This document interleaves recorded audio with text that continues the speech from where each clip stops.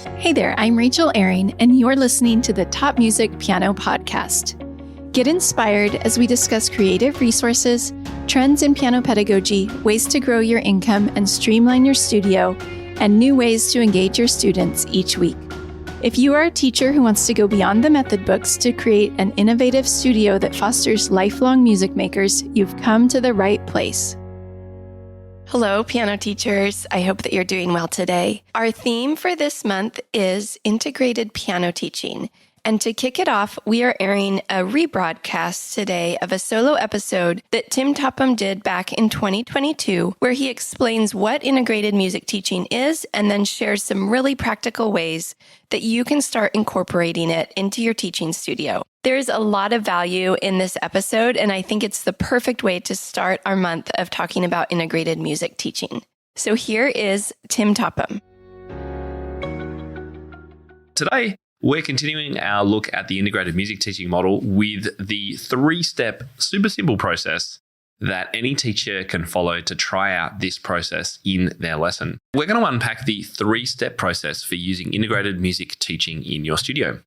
Now, remember that integrated music teaching is based on expanding and deepening students' connection to repertoire primarily, which is, of course, the vast majority of where most teachers spend most of their teaching time. So this three-step process is all based around the repertoire that the student is already or about to start learning. So this is what you need to do. It's a three-step process. Step one, you're going to analyze the repertoire. Step two, you're going to find the connections. And step three, you're going to plan the integration activities. Now, I'm going to go into each of these steps in more detail in this episode. But before that, just a few things to keep in mind.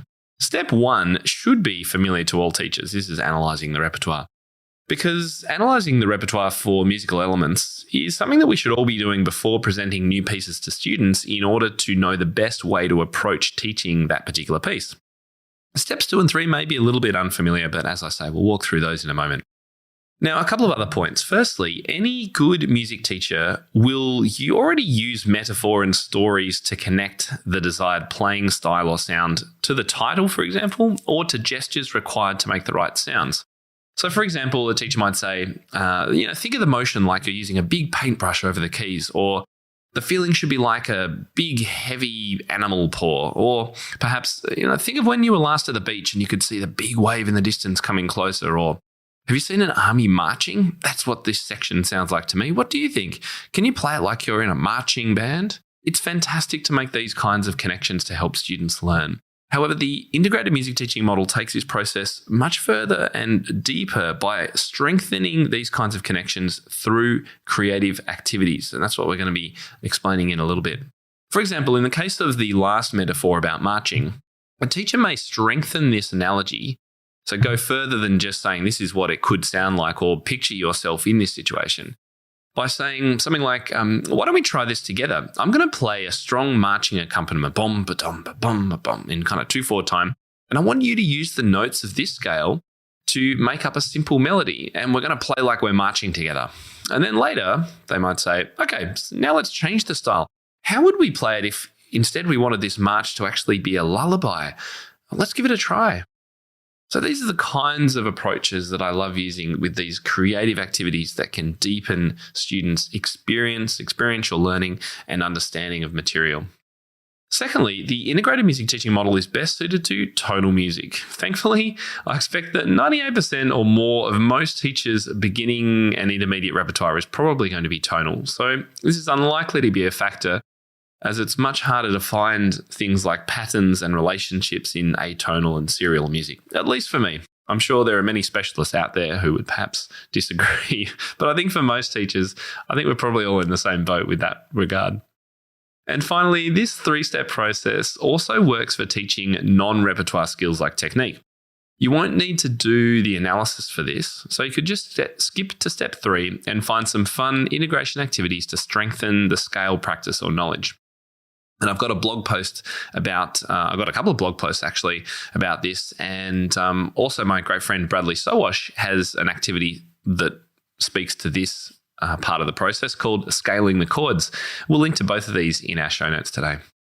All right, let's dive into this three-step process. Step 1, we're going to analyze the repertoire for musical elements. So before teaching any piece from an integrated music teaching perspective, I always analyze it and mark up my score, noting things like the title and the initial tempo markings, keys and modulations. Modal pieces are really fun to explore creatively. Harmony, and I'll generally sketch out the chords as a lead sheet on the music. Rhythmic and melodic patterns and sequences. Anything unusual about the meter or melody, and any notable left-hand patterns, tangos, boogies, what I call root 5 octave patterns, Alberti bass. And I've got a download, if you haven't got it already, about all the main left-hand patterns. It's over at topmusic.co/patterns if you want to grab it. I think this is always a fun activity. You can get your stationery out. I love stationery, in case you didn't know. Coloured highlighter tape, pens, pencils, whatever you would like to do to mark up that score. And what you're really creating for yourself is a reference of all the main features of this music, the musical features of this music. Now, the score that you're marking up isn't the one that you're going to be giving to your students, because you want them to be finding out and making these connections themselves. So this is just for your own reference to go, okay, I can see that, yes, this is actually using that Alberti pattern, and the student actually did use that just, 3 weeks ago in their last piece. So I can make a connection there. And there's this sequence in the right hand that sounds like the Baroque piece that we played earlier. So I can make some connections there. And that chord progression is exactly the same as Let It Be by the Beatles. And I know my student loves that. So I'm going to make some connections there. This is the kind of thinking that you can start doing. Because this process isn't student specific as well, once you've marked up your score, you don't need to do this again and can keep a bank of these ready-made collections of marked up scores as you prepare to teach this each time. And of course, different students will need different connections. So that's why having a fully marked up score is really helpful to have on hand for future students. In fact, what we're going to be doing is making a collection of these for all our Top Music Pro members. I'm going to be encouraging all our members to share their marked up scores so that we can keep a bank of these inside Top Music Pro. So for the next step, finding the connections, this will be more student specific depending on their level of experience, age, personality, life experience, and what pieces they've played before. So let's go to that step now. Step 2 is to find the connections. Our goal in integrated music teaching is to make music learning meaningful. To help students find meaning in the lesson activities and repertoire, we need to find connections between elements in the music and musical and non-musical aspects of the students' lives. So that could be other pieces learned, other experiences the student has had, theory activities that they've done, other activities generally that the students are interested in. So in this step, you need to look through your list of musical elements or the marked up score and work out where you can make those connections. Now, as I said, you've probably started doing these as you've been finding the elements in step 1.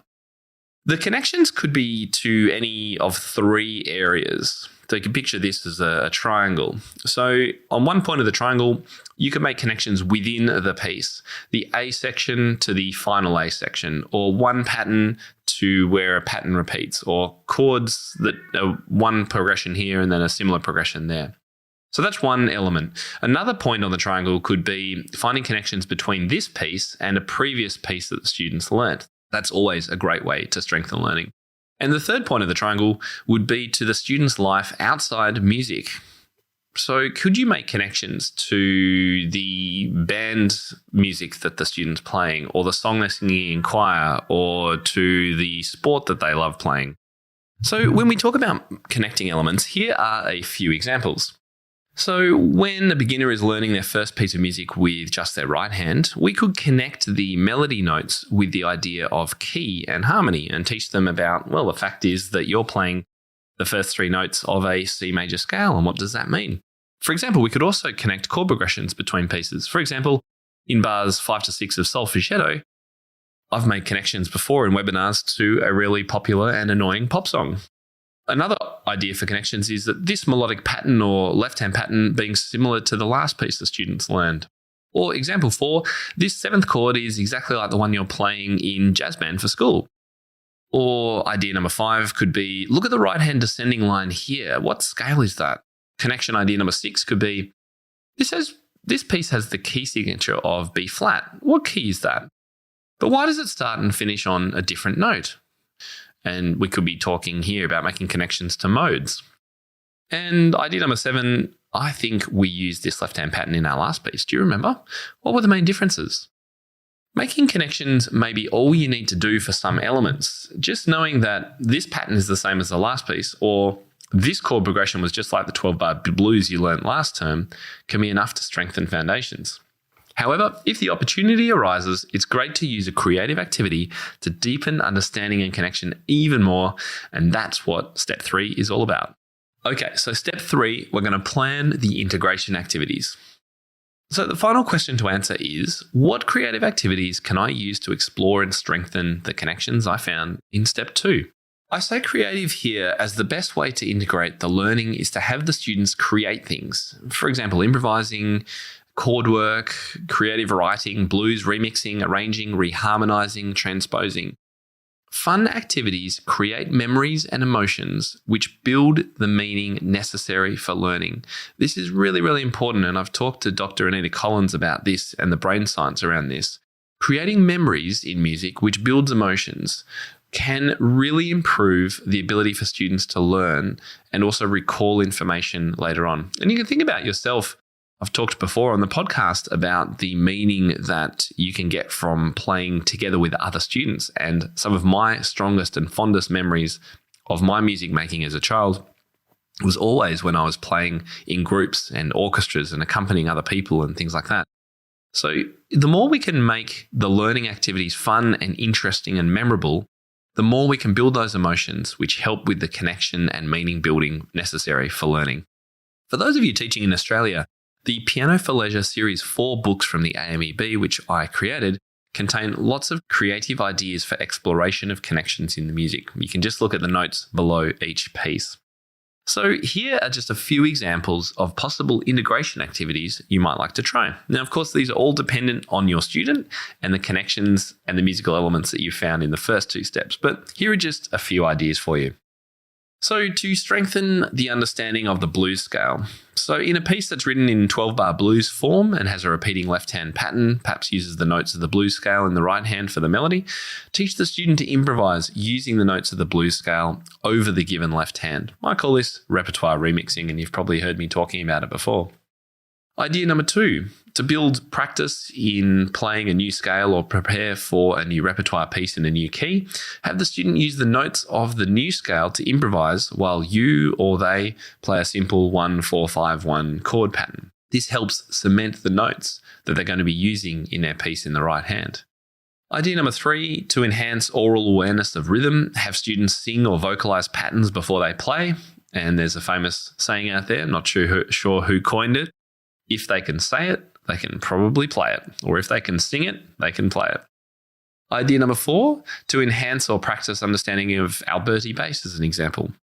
So taking an Alberti bass pattern, which is very common and students need to be able to play it very balanced, smoothly, and under the volume level of the melody. You could take that and apply it to a simple lead sheet of Mary Had a Little Lamb or a simple Christmas carol. Another idea could be to explore major and minor differences. You could ask the student to change the 3rd note of the melody in a piece, or the chord progression, changing chords from major to minor. How does it sound? What does it do to the piece? What might it do to the title of the piece? These are all questions that can build and grow and can create curiosity for the student. And finally, for students learning their first right-hand notes reading on a piano, as I mentioned before, you can start teaching students quite early on about melody, key, and tonic and dominant relationships. So once they learn a simple method book tune in the right hand only, if they're on piano, for example, instead of moving on to the next piece, you could teach them about the key and play some tonic and dominant notes in their left hand to suit what they're playing in their right hand. More accomplished students may even be able to play chords or fifths. These are just some of the hundreds of activities that you could use to make more connections and build more meaning for students in music. Now, of course, the creative side of these connections and integration activities will come more naturally to teachers who have a more creative approach to their teaching. And so over the years, we've collected at Top Music hundreds and hundreds of videos and examples and lesson plans and idea sheets and cheat sheets and checklists of ways that you can get more creative in your teaching. So what we're doing now is taking all that fun and creativity and integrating it literally into the learning process of your students to strengthen and deepen those musical understandings.